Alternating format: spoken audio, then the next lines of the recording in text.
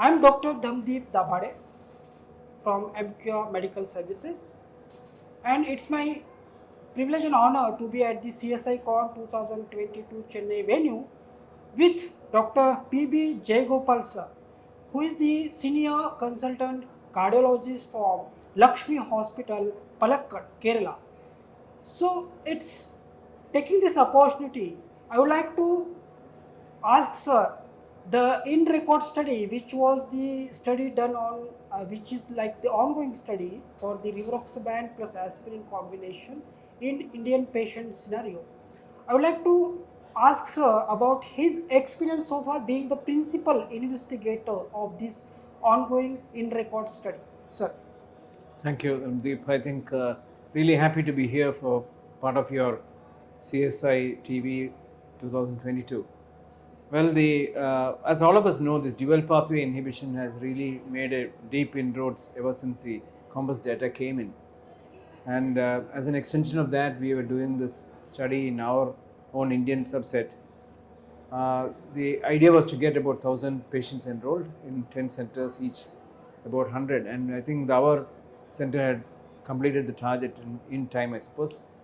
And this is essentially a comparison of the dual antiplatelets on one hand in a high risk atherosclerotic group like those with peripheral vascular disease, cerebrovascular events, and multi-vessel disease, heart failure, and so on. And what we are seeing over the last 1 year, I think there's not been a complete compilation of data. But all the same, I mean, it has really showed us that this is a very safe drug. That's the first message that I wanted to give.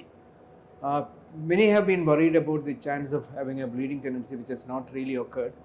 And second important thing, the idea was probably the data was very robust when it was presented abroad about the reduction in ischemic events. And that's exactly what we have seen in our own population. So today, I think this is slowly gaining acceptance amongst the cardiology group, and I think today more so in the context of peripheral vascular disease, where there's been no proven therapy so far, at least in terms of prevention of events.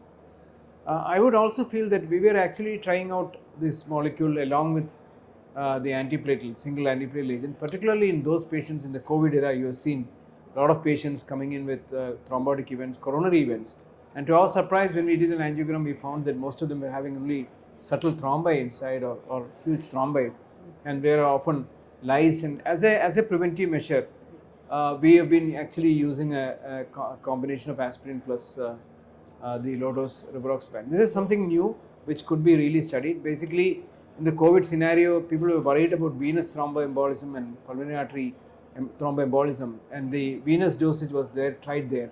But also, all the same, we have also seen arterial thrombus, mostly in the coronaries, and even sometimes people coming with stroke and thrombus there. So I think in this subset, after lytic therapy, on a stable patient, this combination has been tried, and most of them have been doing extremely well. So I think there's something to look forward to, some new information which probably might change the practice patterns. Well noted, sir. The message about this ongoing study in record, which is about the rivaroxaban plus aspirin effectiveness in CAD patients specifically, and maybe PAD patients. And what sir has given the message today about his experience and about the future implications possibly, that's fantastic. So with that note, sir, we would like to thank for your time and this whole message at the CSI TV. Thank you very much, sir. Thank you.